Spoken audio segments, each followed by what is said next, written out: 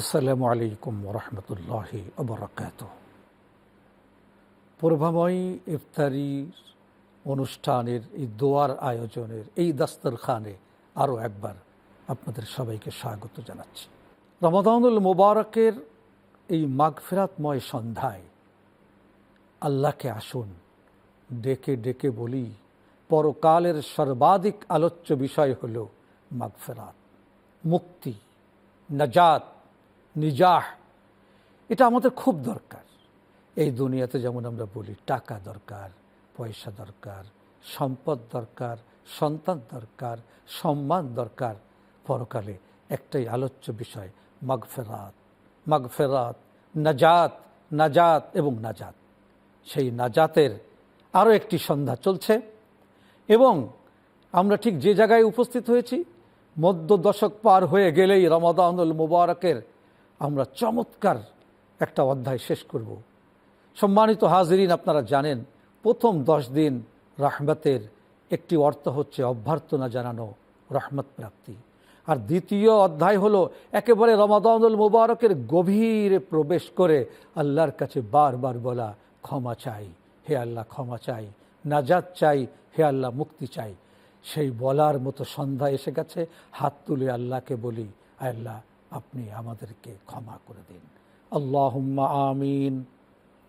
আল্লাহুম্মা গফির লানা ওয়া লিওয়ালিদাইনা ওয়া লিআসাতিজিনা ওয়া লিশাইখিনা ওয়া লিমাশাইখিনা ওয়া লিআহবাবিনা ওয়া লিআজওয়াজিনা ওয়া লিযুররিয়্যাতিনা ওয়া লিমান লাহু হাক্কুন আলাইনা ওয়া লিজামিইল মুমিনিনা ওয়াল মুমিনাত ওয়াল মুসলিমিনা ওয়াল মুসলিমাত ওয়াল আহইয়াই মিনহুম ওয়াল আমওয়াত ইন্নাকা মুজিবুদ দাওয়াত বিরহমাতিক ইয়া আরহামার রাহিমিন। আয় আমাদের সৃষ্টিকর্তা, আয় আল্লাহ আমাদের পালনকর্তা, আয় আল্লাহ আমাদের রহমকারী, আয় আল্লাহ আমাদের ক্ষমা করনেওয়ালা, আয় আল্লাহ আপনার গুনাহগার বান্দারা রোজা রেখে শ্রান্তি হয়ে, আয় আল্লাহ ক্লান্তি সহকারে, আয় আল্লাহ রব্বুল আলামিন আপনার দরবারে হাত তুলেছে। খাবারগুলো সামনে আছে, নাড়াচাড়া করছে, ছুঁয়ে দেখছে, কিন্তু খাচ্ছে না আপনার হুকুম নেই বলে। আয় আল্লাহ, যে বান্দারা আপনাকে এতটা ভয় পায়, সেই বান্দারা আপনার কাছে আকাঙ্ক্ষা ব্যক্ত করছে, আপনি আমাদের সবাইকে ক্ষমা করে দেন, আমাদেরকে মাগফিরাত নসিব করেন।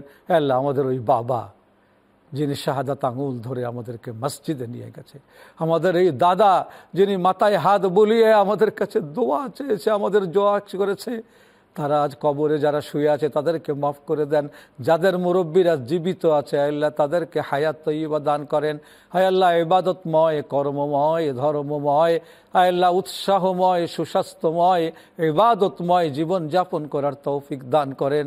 আয় আল্লাহ, আয় আল্লাহ, আমরা বারবার আপনারই নির্দিষ্ট, আপনারই আয় আল্লাহ ধারণকৃত এই মাগফিরাতের দিনগুলি হাত তুলে মাগফিরাত কামনা করছি।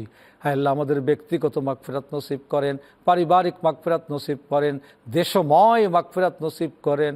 হায় আল্লাহ সমস্ত মুসলিম জাহানকে আপনি মাফ করে দেন বিরহমাতিকা ইয়া আরহামার রাহিমিন।